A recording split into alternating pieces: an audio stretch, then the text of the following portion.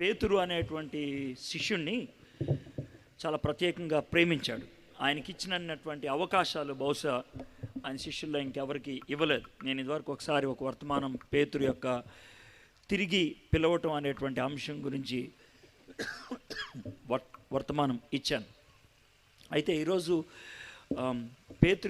పేతురుకి యేసు ప్రభుకి మధ్యన జరిగినటువంటి సంఘర్షణాత్మకమైనటువంటి 3 సంభాషణలో ఒక సంభాషణ చూద్దాం. మనం సంఘర్షణాత్మకమైనటువంటి సంభాషణలు అంటే యేసు ప్రభుకి పేతురికి మధ్యన గొడవ జరిగినట్లు జరిగింది.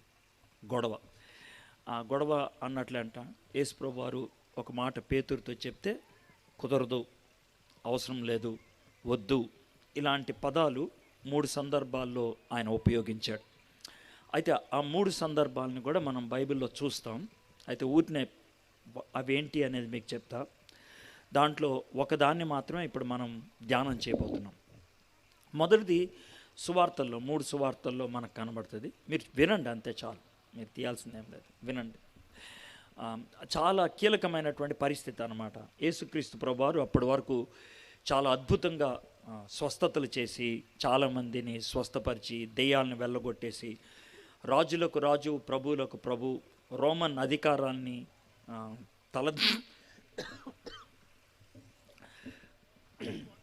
రోమన్ అధికారుల్ని పడగొట్టేటువంటి పరిస్థితి వచ్చేసింది అనుకున్నప్పుడు తన శిష్యులందరినీ పిలిచి ఆయన ఈ ప్రశ్న అడిగాడు, నా గురించి అందరూ ఏమనుకుంటున్నారు అని. అంటే ఒక్కొక్కళ్ళు ఒక్కొక్క జవాబు చెప్పారు. అప్పుడు పేతురుని అడిగాడు, పేతురు నువ్వేమంటావని. అప్పుడు పేతురు అన్నాడు, అయ్యగారు మీరు మెస్సయ్య, మీరు దేవుని చేత పంపబడినటువంటి మనుష్య కుమారుడు, మీరు దేవుని కుమారుడు అని చాలా గట్టిగా చెప్పాడు. చెప్తే యేసు ప్రభువు వారు పేతుర్ని అభినందించాడు. సబాష్, చాలా బాగా చెప్పావు, అయితే ఇది నువ్వు చెప్పింది కాదు, దేవుడు నీతో చెప్పించాడు అని మెచ్చుకున్నాడు. ఆ తర్వాత శిష్యులందరినీ పక్కకి తీసుకెళ్ళి ఏమన్నాడంటే, బాబు మీకు ఒక విషయం చెప్పాలి, త్వరలోనే నన్ను అధికారులు పట్టుకుంటారు, చితక్కొడతారు, నన్ను సిలువెక్కిస్తారు, చంపేస్తారు, నేను 3వ దినాన్న తిరిగి లేస్తాను అని చెప్తే పేతురు యేసు ప్రభు చేయి పట్టుకొని పక్కకి తీసుకొచ్చి, ఇది నీకు జరగకూడదు, నువ్వు ఎందుకు అలా ఆలోచిస్తున్నావు, పిచ్చి పిచ్చిగా, నువ్వు మాకు రాజువి, నువ్వు మాకు విజయాన్ని తెచ్చేవాడు, నువ్వు ఓడిపోవటం ఏంటి, నువ్వు చచ్చిపోవటం ఏంటి అని అన్నాడు. అప్పుడు యేసయ్య అలా కాదులే, నీకు అర్థం కాదని అంటే, నీకు అర్థమయ్యేదేంటి, నేను చెప్పేది విను అన్నట్లు అన్నాడు. అంటే అప్పుడు యేసయ్య ఎంత కోపం వచ్చిందంటే, సాతానా పో వెనక్కి అని శిష్యులందరినీ పిలిచి, చూడండి జాగ్రత్తగా వినండి, నేను సిలువ మీద చచ్చిపోతాను, మీరు కనుక నన్ను వెంబడించారనుకోండి మీకు కూడా అదే అవుతుంది, మిమ్మల్ని కూడా చితక్కొడతారు, మిమ్మల్ని కూడా చంపుతారు, మీరు కాదనుకొని నన్ను వెంబడిస్తేనే రండి, లేకపోతే వెళ్ళిపోండి అని చాలా స్పష్టంగా చెప్పాడనమాట. ఇది మొదటిది వివాదాస్పదమైనటువంటి సంభాషణ. దీంట్లో యేసే నేర్పించినటువంటి పాఠం ఏంటనంటే, శ్రమ లేకుండా క్రైస్తవత్వం ఉండదు. శ్రమ లేకుండా క్రైస్తవత్వం ఉండదు. ఆ శ్రమ బయట నుంచి వస్తుందా, లోన్ నుంచి వస్తుందా, శారీరకంగా వస్తుందా, మానసికంగా వస్తుందా తెలీదు.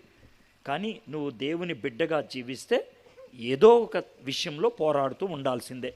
దేన్ని పోరాడతలేదంటే రాజీ పడిపోయావని అర్థం. ఇది మొదటిది. రెండోది, యేసుక్రీస్తు ప్రభువారు ఇంకా 2 గంటల్లో ఆయన పట్టుకుంటారు, 2-3 గంటలు పట్టుకుంటారు. ఆయన పస్కా పండుగ ముందు రోజు కదా సిద్ధపాటు అంటారు. సిద్ధపాటుకి విందు అనేది ఉంటుంది. యేసు ప్రభువారు విందు ఒక మేడగది మీద అరేంజ్ చేయమని 2 శిష్యుల్ని పంపించాడు. ఆయన గబగబా మేడ మీద గదిలోకి వెళ్ళి అందరూ చుట్టూ కూర్చొని ఉంటే ఒక విచిత్రమైన పని చేశాడు. ఏమనంటే, ఆయన లేచి వెళ్ళి పైన వేసుకుంటారే కోటు, ఆ కోట్ లాంటిది ఇప్పేసి అక్కడ పక్కన తగిలించి ఒక తువాలు నడుంకి అడ్డంగా కట్టుకొని ఒక పీట మీద కూర్చొని బేసిన్లో నీళ్లు పోసుకొని ఒక్కొక్కడి శిష్యుడు పాదం కడుగుతున్నాడు. పేతురు దగ్గరికి వస్తే, యేసయ్య నా పాదం మాత్రం నువ్వు కడగడానికి వీల్లేదు అని అంటే, పేతురు నేను కడగలేదనుకో నీకు నాకు పాలు ఉండదు అని అన్నాడు. అవునా, అంత ఇంపార్టెంటే, అయితే ఓ పని చేయి, నేను షర్ట్ తిప్పేస్తాను, నాకు స్నానం చేయించు అని అన్నాడు. అని అంటే, అవసరం లేదులే, నువ్వు స్నానం చేసి వచ్చావు కదా, కాళ్ళు కడిగితే చాలు అని ఇంకొక మాట అన్నాడు, ఇక్కడ కొంతమంది స్నానం చేయకుండా వచ్చి కాళ్ళు కడిగించేవాళ్ళు ఉన్నారు. అది ఇస్కరియోతు యోధా గురించి చెప్పాడనమాట. ఇది రెండో సంఘటన. దీనిలో యేసే మనకు నేర్పించినటువంటి పాఠం ఏంటి అని అంటే, శుద్ధీకరణ లేకుండా క్రైస్తవత్వం ఉండదు. శుద్ధీకరణ లేకుండా క్రైస్తవత్వం ఉండదు. ఇది రెండో పాఠం. మూడోది అపోస్తల కార్యములు 10వ అధ్యాయం 11వ అధ్యాయంలో ఉంటుంది. అదేంటనంటే, యేసుప్రభు వారు చనిపోయారు, మూడో దినాన్ని తిరిగి లేశారు, 40 రోజుల తర్వాత ఆయన పరలోకంలోకి ఆరోహణం అయిపోయాడు. 10 రోజుల తర్వాత పెంతుకోస్తు వచ్చేసింది.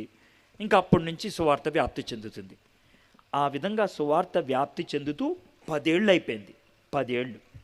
ఈ 10 ఏళ్ళు యూదుల దగ్గరికి తప్పించి ఇంకెక్కడికి సువార్త చెప్పల. చాలా సంవత్సరాల తర్వాత సమరయల దగ్గరికి వెళ్ళారు. అయితే ఆ రోజు, ఇప్పుడు మీరు ఇజ్రాయెల్ దేశంలో టెల్ అవీవ్ అంటారు కదా, అప్పుడు దాన్ని యొప్ప అనేవాళ్ళు, ఒప్పే అనేవాళ్ళు. అక్కడ ఒక సముద్ర తీరాన్న చర్మకారుడైనటువంటి సీమోను ఇప్పటికీ ఇల్లు చూపిస్తారు.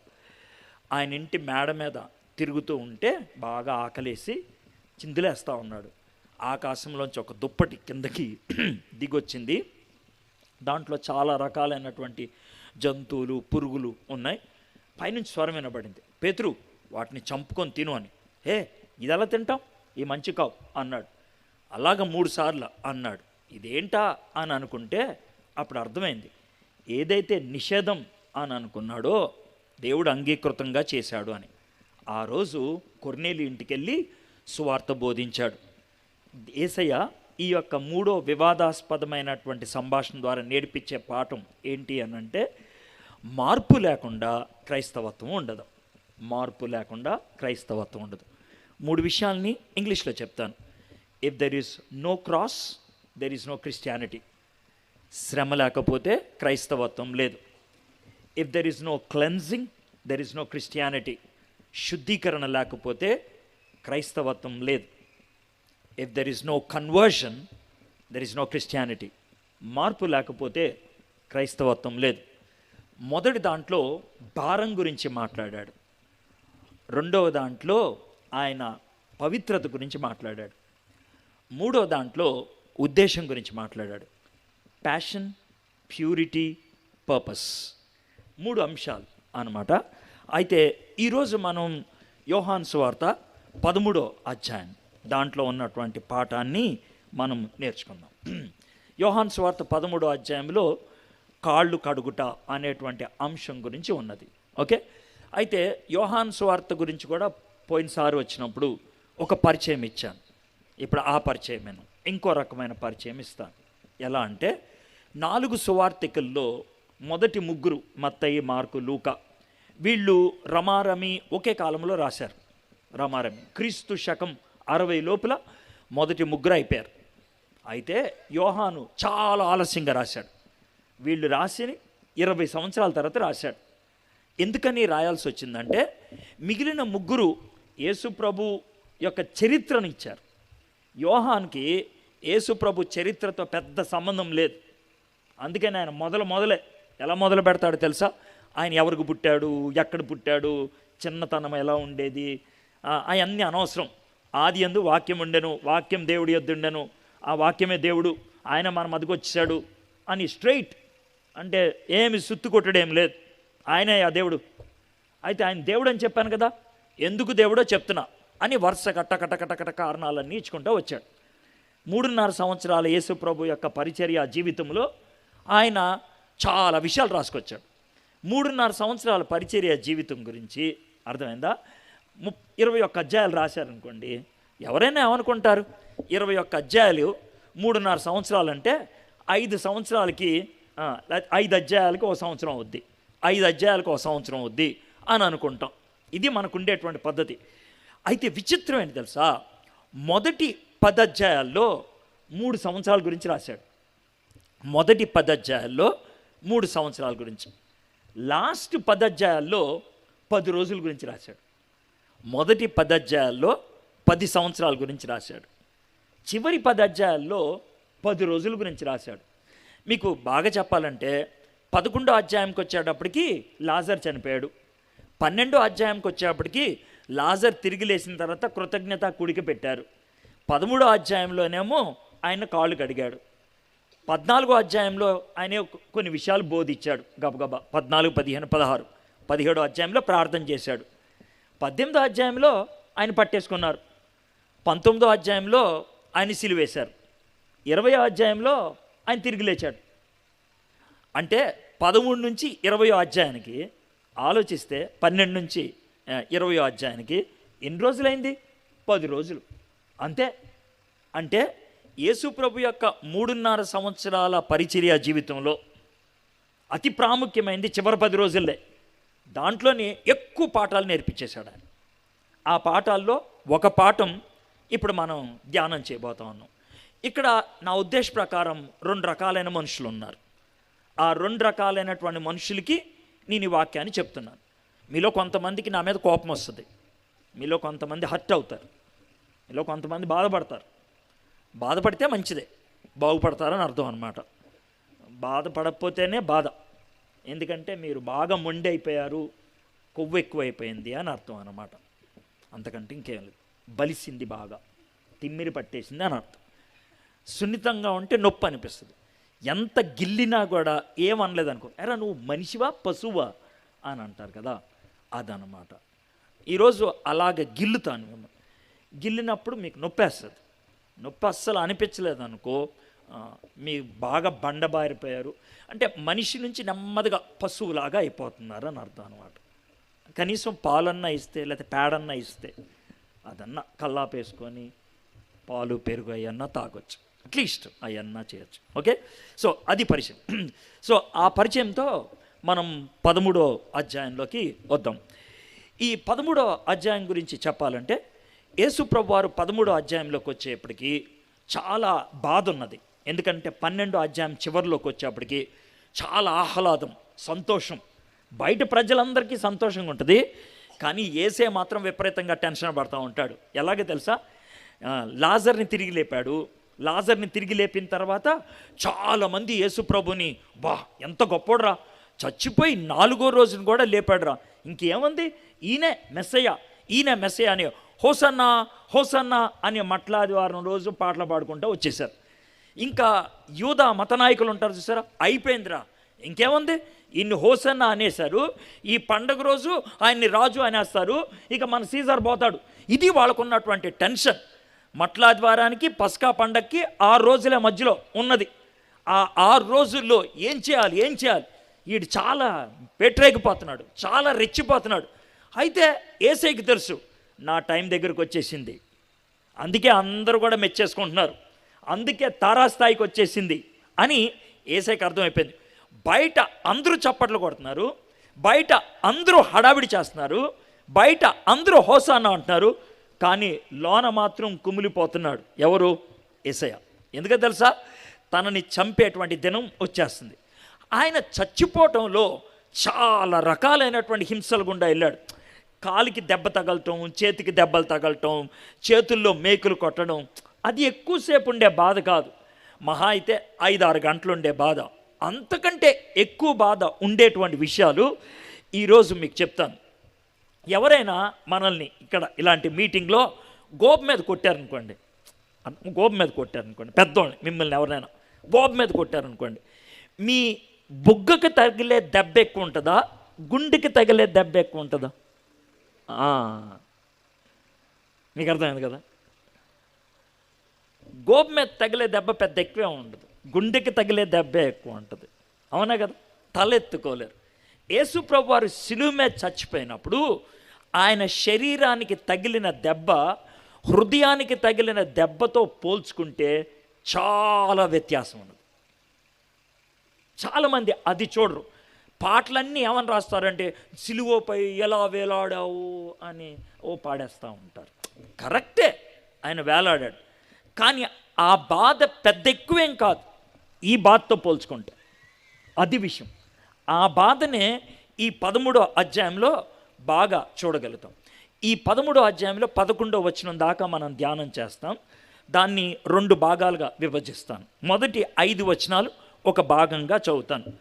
తాను ఈ లోకము నుండి తండ్రి వద్దకు వెళ్ళవలసిన గడియ వచ్చినని యేసు పస్కా పండుగకు ముందే ఎరిగిన వాడై లోకములోనున్న తన వారిని ప్రేమించిన రీతిగా వారిని అంతము వరకు ప్రేమించను. వారు భోజనము చేయుచుండగా ఆయనను అప్పగింపవలనే సీమోను కుమారుడగు ఇస్కరియోతు యూద హృదయంలో అపవాది ఇంతకుముందు ఆలోచన పుట్టించి ఉండెను గనుక తండ్రి తన చేతికి సమస్తము అప్పగించెనని తాను దేవుని యొద్ద నుండి బయలుదేరి వచ్చిననియు దేవుని యొద్దకు వెళ్ళవలసి ఉన్నదనియు యేసు ఎరిగి భోజనము పంక్తిలో నుండి లేచి తన పై వస్త్రము అవతల పెట్టివేసి ఒక తువాలు తీసుకొని నడుమునకు కట్టుకొని అంతట పళ్ళెములో నీళ్లు పోసి శిష్యులు పాదములు కడుగుటకు తాను కట్టుకొని ఉన్న తువాలుతో తుడుచుటకును మొదలు పెట్టెను. ఈ 5 వచనాల్లో మనము 2 పాఠాలు నేర్చుకుంటాం. ఏంటంటే ఆయన దగ్గర నుంచి మనం నేర్చుకునేటువంటి పాఠాలు అనంటే, మొదటి వచనంలో ఆయన ప్రేమ గురించి మనం తెలుసుకుంటాం. ఆయన ప్రేమ గురించి ఏమని రాశారంటే, తాను ఈ లోకంలో నుండి తండ్రి యొద్దకు వెళ్ళవలసిన గడియ వచ్చినని యేసు పస్కా పండగ ముందే ఎరిగిన వాడే లోకములోనున్న తన వారిని ప్రేమించిన రీతిగా వారిని అంతం వరకు ప్రేమించను. ఇప్పుడు ప్రేమలు 2 రకాలు ఉంటాయి. కొన్ని ప్రేమలు అమాయకపు ప్రేమ ఉంటుంది. అమాయకపు ప్రేమ అంటే చాలామంది మనలో అతను చాలా మంచోడు అనుకొని నేను ప్రేమించాను తెలుసా, ఆ అమ్మాయి చాలా మంచిదని ప్రేమించాను, ఎంత మంచిగా అనిపించాడో అందుకే ప్రేమించాను, అంతా మోసం చేశాడు, ఇదే ముందు తెలిస్తేనా ఆడిని దగ్గరకు కూడా తీసుకుని ఉండేవాళ్ళని కాదు. ఇది మనం అనేటువంటి డైలాగ్ ఎక్కువ శాతం. కానీ యేసయ్య పరిస్థితి అలా కాదు. ఆయన ప్రేమ షరతులు లేనటువంటి ప్రేమ. అంటే షరతులు లేనటువంటి ప్రేమ అని ఎందుకన్నామంటే, తాను ప్రేమించినటువంటి 12 మంది ఉన్నారు కదా, వాళ్ళ గురించి ఒక్కసారి వాళ్ళని చూసి నేను వెళ్ళిపోయే గడువు వచ్చిందని వీళ్ళందరినీ చూసి నేను చివరిదాకా ప్రేమించాల్సిందే వీళ్ళని అంటే ఆ మాట ఎందుకు వచ్చింది, అలాంటి పదం ఎందుకు ఉపయోగించాల్సి వచ్చింది? ఇప్పుడు ఈ గడియకి ఒక 2 గంటల తర్వాత ఒక ఆయన ముద్దు పెట్టి ఈయన పట్టుకెళ్ళండ్రా అని అంటాడు. ఇంకొక ఆయన ఒక చిన్న పాప మీద నిలబడి ఆయన ఎవడో నాకు తెలియదు అని అంటాడు. ఇంకొకడు పారిపోతాడు, ఇంకొకడు అరుస్తాడు. అంటే మొత్తం వదిలేసి వెళ్ళిపోతాను. 3.5 సంవత్సరాలు ఆయనతో ఉన్నారు, అన్ని అద్భుతాలు చూశారు, అన్ని ఆశ్చర్యాలు చూశారు. నువ్వే దేవుడివి, నువ్వే ప్రభువి, నువ్వే గురువి అని అన్నారు. కొద్ది క్షణాల్లో వీళ్ళు నన్ను విడిచి వెళ్ళిపోతారు, వీళ్ళు నాకు సంబంధం లేనన్నట్లు వ్యవహరిస్తారు అని తెలిసి కూడా ఆయన ప్రేమించాడు. అది అంతం వరకు. అంటే ఇప్పుడు మీకు అర్థమైంది ఆయన ప్రేమ ఎంత గొప్పదో. అంటే మనకి తెలియకుండా ప్రేమిస్తాం, కానీ ఆయన తెలిసి ప్రేమించాడు. మనము ఆయనకు తిరిగే ప్రేమనివ్వం అని తెలిసి కూడా ప్రేమించాడు. మనం మోసం చేస్తాం యేసయ్యని అని తెలిసి కూడా ప్రేమించాడు. మనం కాదు అంటామని తెలుసు, అయినప్పటికీ ఆయన ప్రేమించాడు. ఆయన ప్రేమను సరిగ్గా అనుభవించినటువంటి వాడు ఆయన్ని ప్రేమించకుండా ఉండలేరు. మనలో చాలామందికి ఆయన ప్రేమను అనుభవించినటువంటి అనుభూతి లేదు, అందుకే ఆయన్ని ప్రేమించలేకపోతున్నాం. ఎందుకండి అనంటే, మేము ప్రతి ఆదివారం చర్చికి వస్తాం తెలుసా, మేము వాక్యం వింటాం తెలుసా, వాక్యం కూడా బోధిస్తాం తెలుసా అని కొంతమంది అంటారు, పాటలు పాడతాం తెలుసా అని అంటారు. అయితే ఒక్క విషయం చెప్తాను, బిర్యానీ తింటే అర్థమవుతుంది, పాట వింటే అర్థమవుతుంది, సినిమా చూస్తే బాగుంటుంది, ఆట ఆడితే బాగుంటుంది. ఇది ఎలాగా అర్థమైంది కదా. అయితే నేను బిర్యానీ చూస్తాను, పాట తింటాను, సినిమా వింటాను అంటే అవుతుందా? అవ్వదు. ఏది ఎలా చెయ్యాలో అలాగే చేయాలి. మరి ప్రేమ గురించి ఏంటి? తింటే వస్తుందా ప్రేమ? వింటే వస్తుందా ప్రేమ? చూస్తే వస్తుందా ప్రేమ? ఆడితే వస్తుందా ప్రేమ? కాదు, అనుభవిస్తే వస్తుంది ప్రేమ. యేసయ్య ప్రేమను అనుభవించిన వాడే ఆ ప్రేమ అంటే ఏంటో చెప్పగలుగుతాడు. ఆ ప్రేమలో మునిగిన వాడే ప్రేమ అంటే ఏంటో చెప్పగలుగుతాడు. మనలో చాలామందికి ప్రేమ అంటే ఏంటో తెలియదు. ఎందుకనంటే ప్రేమను అనుభవించలేదు కాబట్టి, ప్రేమ అంటే తెలియదు కాబట్టి ఎవడికి వచ్చినటువంటి నిర్వచనం అది వాళ్ళు ఇచ్చుకుంటూ వెళ్ళిపోతున్నారు. ప్రేమ అంటే ఇది, ప్రేమ అంటే అది అని చెప్పుకుంటూ వెళ్తున్నారు. కానీ ప్రేమ నిజంగా అర్థమయ్యేది యేసయ్య దగ్గర మాత్రమే. ఆయనొక్కడే అంతము వరకు ప్రేమించాడు. అందుకనే ఆయన ప్రేమను సంపూర్ణమైన ప్రేమ అని అంటారు. సంపూర్ణమైనటువంటి ప్రేమ. సంపూర్ణమైనటువంటి ప్రేమ గురించి దగ్గర ఒక చిత్రాన్ని ఇవ్వగలుగుతాం, ఒక నమూనా ఇవ్వగలుగుతాం. జపాన్ దేశంలో మొన్న ఒకసారి పెద్ద సునామీ వచ్చి చాలా ఇళ్ళు పడిపోయినాయి, చాలామంది చచ్చిపోయారు. ఆ సునామీ మహా అయితే ఒక 10 నిమిషాలు పావుగంట వచ్చి ఉంటుంది. కొన్ని వందల మంది చచ్చిపోయారు. ఆ తర్వాత సైనికులు వచ్చి ఆ పడిపోయిన ఇళ్ళు అవన్నీ తీస్తూ ఉన్నారు. అయితే వాళ్ళు చేసేటువంటి పని ఏంటంటే, అవి తీసేటప్పుడు ఎవరైనా రాళ్ల కింద, బల్లల కింద, చెక్కల కింద ఇరుక్కుపోయి ఉన్న వాళ్ళు ఉన్నారేమో చూడటానికని ఒక మిషన్ ఉపయోగిస్తారు. ఆ మిషన్ ఏం చేస్తుందంటే, గుండె కొట్టుకుంటున్న చప్పుడు ఎక్కడైనా వినబడుతుందేమో చూస్తుంది అనమాట. ఒక చోట గుండె కొట్టుకున్నట్లు అనిపిస్తూ ఉంది. ఇక్కడ గుండె కొట్టుకుంటుంది, ఎవడో కింద బతుకున్నాడని పైనున్న చెక్కలు అవన్నీ తీస్తూ ఉన్నారు. ఒక ఆవిడ ఇలా పడిపోయి ఉన్నది. అప్పటికే 2 రోజులు అయిపోయింది చచ్చిపోయి. నీళ్ళల్లో కొద్దిసేపు నానింది కదా, ఉబ్బిపోయింది. ఆమె ఉబ్బిపోయిన ఆమెను చూసి, రే ఈమె చచ్చిపోయిందిరా, ఇంత ఉబ్బిపోయింది ఇంకేంటి అని అంటే, వెళ్ళిపోదాం అనుకుంటే ఒక సైనికుడు అంటాడు, ఒకసారి చూద్దాం అని ఆ అమ్మాయిని ఇలాగా అంటాడు. అనంటే ఆ అమ్మాయి చేతి కింద ఒక చిన్న బాబు దుప్పట్లో చుట్టేసి ఉన్నాడు. ఆడు ఏడ్చుకుంటూ బయటకు వచ్చాడు.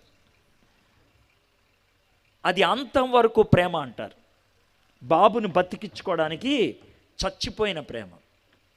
యేసయ్య ఒకవేళ, యేసయ్య నువ్వెంత ప్రేమించావు నన్నంటే, ఎంత ప్రేమించావేముంది, నీకోసం నేను చచ్చిపోయాను, నాకంటే ఎక్కువ ఎవడు ప్రేమించేవాడు ఉండడు. సినిమా డైలాగులు వేసేవాళ్ళు ఉంటారు, నువ్వంటే నేను చచ్చిపోతున్నానే అని. కానీ ఆడు చంపుతాడు కానీ ఆడు చావడు, అది పరిస్థితి. కానీ యేసయ్య డైలాగేలా చేసి చూపించాడు, నిన్నెంతగా ప్రేమిస్తున్నానంటే నీకోసం చచ్చిపోయాను. ఇక్కడ ఉన్నటువంటి శిష్యులు మనకు మాదిరి లాంటి వాళ్ళు. ఇస్కరియోతు యోధ అమ్మేశాడు, అయినా యేసయ్య ప్రేమించాడు. పేతురు ఆయన ఎవడో నాకు తెలీదు అని బొంకాడు, అయినా ప్రేమించాడు. 10 మంది శిష్యులు పారిపోయారు, అయినా ప్రేమించాడు. మనం ఆ జాబితా. అయినప్పటికీ యేసయ్య మనల్ని ప్రేమిస్తూనే ఉన్నాడు. ఇది సంపూర్ణమైనటువంటి ప్రేమ. ఇది ఆయన ప్రేమలో ఉన్నటువంటి మొదటి లక్షణం. రెండో లక్షణం చూసినట్లయితే ఆయన ప్రేమ గురించి 13వ అధ్యాయం 1వ వచనం మళ్ళీ చదువుతున్నాను. తాను ఈ లోకములో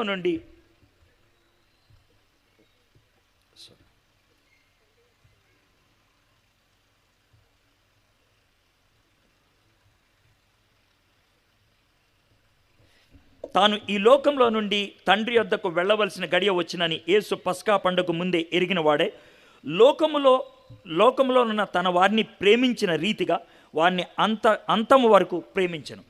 అంతము వరకు అన్నప్పుడు రెండో విషయం నాకు అర్థమవుతుంది ఏంటి అనంటే, ఈ అధ్యాయంలో ఒక్కచోటే మీరు 33వ వచనం చూడండి. 33 ఈ అధ్యాయంలో ఒక్కచోటే 33వ వచనంలో యేసయ్య ఒక పదాన్ని ఉపయోగించాడు. ఆ పదం ఇంకా బైబిల్లో ఎక్కడా కూడా యేసయ్య ఉపయోగించలేదు. ఏం పదమో తెలుసా? నా చిన్న పిల్లలారా, నా చిన్న పిల్లలు. ఆ పదం ఎలా వచ్చిందో తెలుసా? ఎంత బాధలోంచి వచ్చిందో. రే ఇప్పుడు ఇదేదో మాట్లాడేస్తున్నారా మీరు, చిన్నపిల్లలరా మీరు. కొద్దిసేపు ఉంటే మీరు నన్ను కాదని వెళ్ళిపోతారు తెలుసా, కొద్దిసేపు ఉంటే ఈడెవడో నాకు తెలియదు అని వెళ్ళిపోతారు తెలుసా. అంత సున్నితంగా ఆయన ప్రేమించాడు. ఆయన ప్రేమ సున్నితమైన ప్రేమ, సంపూర్ణమైన ప్రేమ, సున్నితమైనటువంటి ప్రేమ. సున్నితమైంది అనంటే యేసయ్య ప్రేమ ఎంత సున్నితమైందంటే, యేసయ్య అని కొంచెం గట్టిగా అంటే కూడా ఆయన బాధపడిపోతాడు. నువ్వు కొద్ది రోజులు మాట్లాడకపోతే ఆయన బాధపడిపోతాడు. పొద్దున్నే లేచి ఆయనకి తొలి గడియ ఇవ్వకపోతే బాధపడతాడు ఆయన. అంత సున్నితమైనటువంటి వాడు.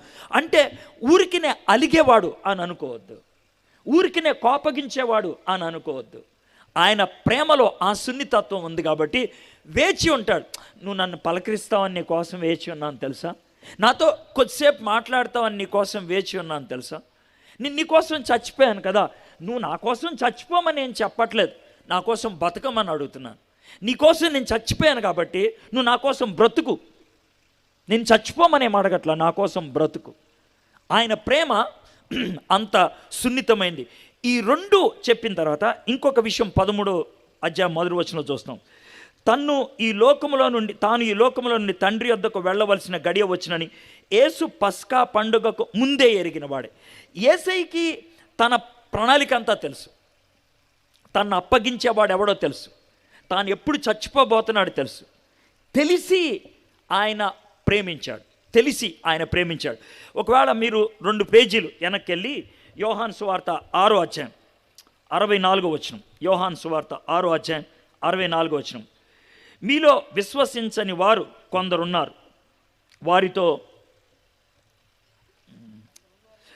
చెప్పాను, విశ్వసించని వారెవరో తన్ను అప్పగింపబో వాడెవడో మొదటి నుండి యేసునకు తెలియను, మరియు ఆయన తండ్రి చేత వానికి కృప గ్రహింపబడకుంటే ఎవడునూ తాయనద్దకు రాలేడని ఈ హేతువును బట్టి మీతో చెప్పుతున్నాను. మీరందరం వచ్చేశారు నా చుట్టూ, కానీ ఒక మాటను చెప్తున్నాను, నేను మిమ్మల్ని ఏర్పరచుకున్నాను, మీకు సువార్త వినిపించాను, మిమ్మల్ని ఆహ్వానించాను. అయితే ఇంత నా దగ్గరికి వచ్చినప్పుడు కూడా తండ్రి అనుమతి లేకపోతే మీరు నా వాళ్ళు కాలేరు. ఇక్కడ ఒక చాలా ప్రాముఖ్యమైన పాఠం నేర్చుకోవాలి. ప్రతిసారి మీటింగ్లో నేను ఒక మాట ఉపయోగిస్తాను, ఇదే మీకు చివరి అవకాశమేమో అని. ఎందుకని ఆ మాట ఉపయోగిస్తాను తెలుసా? దేవుడు అనుగ్రహం ఉన్నప్పుడు మనము దేవుని అనుగ్రహానికి అనుమతిని ఇచ్చినప్పుడే రక్షణ అనేది జరుగుద్ది. ఇస్కరియోత్ యూదా గురించి దీంట్లో మనం చాలా వినబోతున్నాం.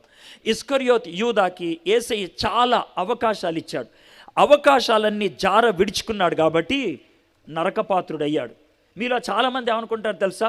యేసు ప్రభుని అప్పగించడం బట్టి అయ్యాడని. అది చివరి విషయం. ఆయన అవిధేయత చూపించబట్టి అయ్యాడు. ఆయన కాకపోతే ఇంకోటి అప్పగించుకుండేవాడు. ఎవడు అప్పగించకపోతే కనుక యేసే వేరే విధంగా చచ్చిపోయి ఉండేవాడు. ఆయన ఆ విధంగా తన్ను తాను అనుమతించుకున్నాడు, తన్ను తాను అప్పగించుకున్నాడు. తప్పు ఇస్కరియోత్ యోధాది. యేసు ప్రభు వారు ఏర్పరచుకొని, నువ్వు నాతో ఉండు, నిన్ను ప్రేమిస్తున్నాను, మిగిలిన 11 మందిని ఒకలాగా నిన్ను ఒకలాగా అని కాదు, ఒకే విధంగా అందరినీ ప్రేమిస్తున్నాను. అయినప్పటికీ కూడా ఆయన నిరాకరించాడు, అయినప్పటికీ ఆయన తృణీకరించాడు. ఆ ప్రేమను ఆయన కాదన్నాడు. యేసు ప్రభుకి అవన్నీ తెలిసినవే. ఆ తర్వాత 4-5 వచనాలు, ఇవి చాలా ప్రాముఖ్యమైనటువంటి వచనాలు. దీంట్లోనే ఎక్కువ పాఠాలు నేర్చుకుంటాం. భోజన పంక్తిలో నుండి లేచి తన పై వస్త్రము అవతల పెట్టివేసి ఒక తువాలు తీసుకొని నడుమునకు కట్టుకొని అంతటా పళ్ళెములో నీళ్లు పోసి శిష్యులు పాదములు కడుగుట తాను కట్టుకొని ఉన్న తువాలుతో తుడుచుకొనుటకు మొదలుపెట్టెను. యూదుల ఆచారం గురించి కొన్ని విషయాలు మీకు చెప్పాలి. అప్పట్లో యూదులు ఇంటి దగ్గర నుంచి మీటింగ్కి వెళ్ళాలంటే, ఏదైనా ప్రోగ్రాంకి వెళ్ళాలంటే 2 ప్రయాణ సాధనాలు. ఒకటి నడిచేవాళ్ళు, నడవలేని వాళ్ళు ఎవరిని ఉంటే కనుక గాడిద మీద వెళ్ళేవాళ్ళు.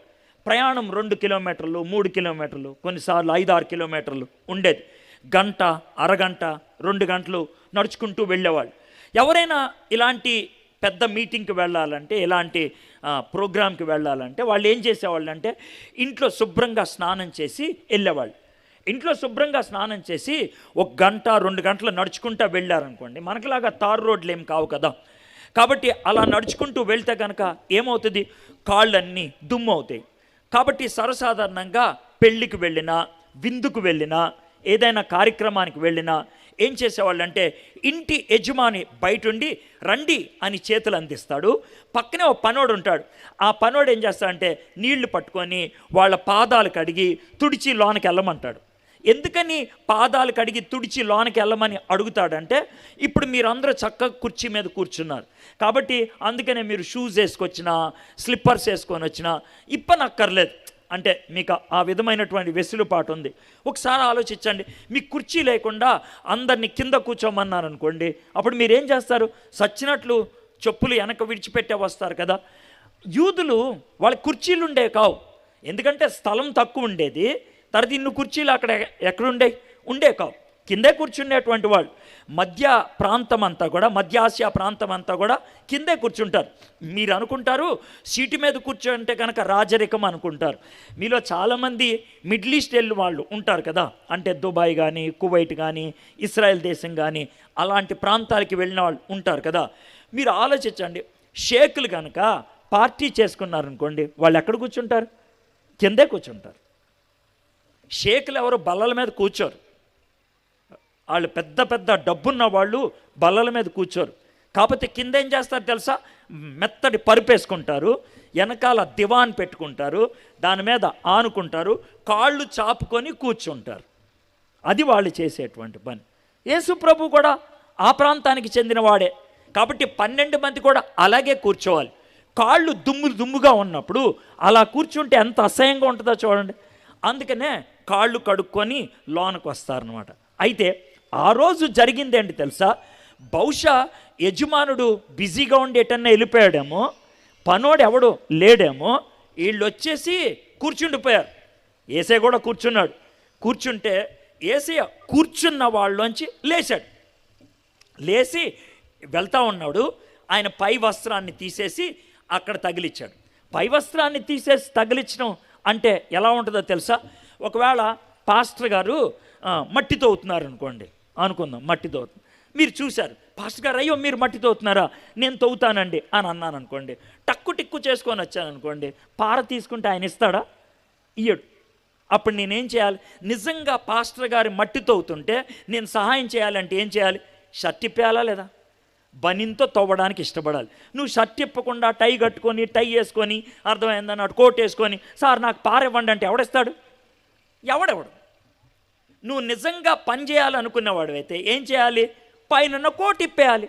యేసయ్య సేవ చేయడానికి ఇష్టపడేవాడు కాబట్టి ఆయన కోట్ ఇప్పేసి అక్కడ తగిలిచ్చేశాడు. తగిలిచ్చేసి బనీన్ లాంటిది ఏదో ఉంటుంది అంతే. ఆ తర్వాత తువాలు అడ్డంగా కట్టుకున్నాడు. మనము బట్టలు ఉతికేటప్పుడు, స్నానం చేసేటప్పుడు టవల్ కట్టుకుంటేమో అట్లాగా కట్టుకొని ఒక పీట మీద కూర్చున్నాడు. నీళ్లు కాళ్ళ కడగటం అంటే ఇగో నీళ్లు పోసుకో అని మీద పోయటం కాదు. మీరు జాగ్రత్తగా గమనించినట్లయితే అది ఎంత చక్కగా వివరించారో చూద్దాం. 5వ వచనం, అంతటా పళ్ళెములో నీళ్లు పోసి శిష్యులు పాదములు కడుగుటకును తాను కొట్టుకొని ఉన్న తువాలతో తుడుచుటకును మొదలుపెట్టాను. అంటే ఏంటి? పాదాల మీద నీళ్లు పోసి చేత్తో ఇలాగా కడిగి, అర్థమైందా? మళ్ళీ టవల్ తీసుకొని ఆ కాల్ని తుడిచి అప్పుడు పంపించాలన్నమాట. ఇది ఆయన చేసినటువంటి పని.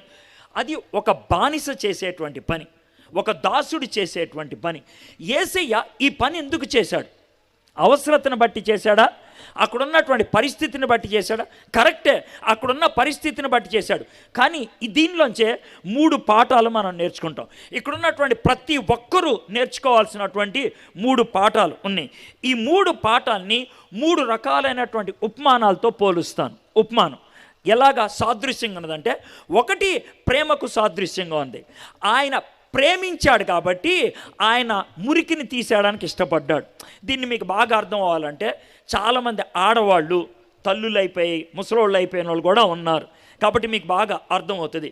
ఒక 2 సంవత్సరాల బాబు ఉచ్చపోసేసి దానిలో కూర్చొని ఆ ఉచ్చతో ఇలా టపటప కొడుతూ, అర్థమైందా, చాలా చిందరబందర చేస్తున్నాడు అనుకోండి. ఆ బాబుని నాలాంటి వాడు ఎవడని చూశాడు వీ అని అంటాం, సహజం. అర్థమైందా? అయితే ఎవరైనా ఈ అని వెళ్ళిపోతారు, అయితే దూరంగా వెళ్ళిపోతారు. వాళ్ళమ్మ అలా వెళ్ళిపోద్దా? వెళ్ళదు. వాళ్ళమ్మ ఆడి చేతులు ఉచ్చైనా, ఆడు ఉచ్చ వీలైతే మొహానికి రాసుకున్నా, అదే పెదం మీద ఆ అమ్మ ముద్దు పెట్టి ఆడిని తీసుకెళ్ళి కడిగి పౌడర్ రాసి బట్టలేసి మళ్ళీ కూర్చోపెడుతుంది. మురికైన దాన్ని ఎందుకు కడగడానికి ఇష్టపడింది ఆమె? ఎందుకంటే ప్రేమిస్తుంది కాబట్టి. యేసయ్య ప్రేమించేవాడు. ఆయన ప్రేమ కడగటానికి ఏ స్థాయికైనా దిగుద్ది. కడగడానికి, శుద్ధీకరించడానికి ఆ ప్రేమకు చిహ్నంగా ఉన్నది. ఆ ప్రేమ బయట ఉండేది కాదు. చాలామంది ఏమనుకుంటారంటే ఆ ప్రేమను బట్టి తగ్గించుకున్నాడని. ప్రేమ తగ్గించుకోవాలా ఎక్కించుకోవాలా చూడదు. ప్రేమ అవసరతని అందుకుంటుంది. ప్రేమ అవసరతను అందుకుంటుంది. ప్రేమ ఒకవేళ చెట్టెక్కమంటే ఎక్కుద్ది. ప్రేమ ఒకసారి బావిలో దూకమంటే దూకుద్ది, దిగుద్ది, ఎక్కుద్ది. ప్రేమ రీచ్ అవుతుంది. ప్రేమ ఆ స్థితిగతుల్లోకి రాగలుగుతుంది. అయితే ఈ మాటలు మీకు ఎందుకు చెప్తున్నాను తెలుసా? క్రీస్తు ప్రేమ మనలో ఉంటే ఆ ప్రేమను బట్టి ఇతరుల దగ్గరికి మనం వెళ్ళగలుగుతాం, ఆ ప్రేమను ఇతరులకు చూపించగలుగుతాం. యేసయ్య వాళ్ళ పాదాలు కడిగి ఏమన్నాడు తెలుసా?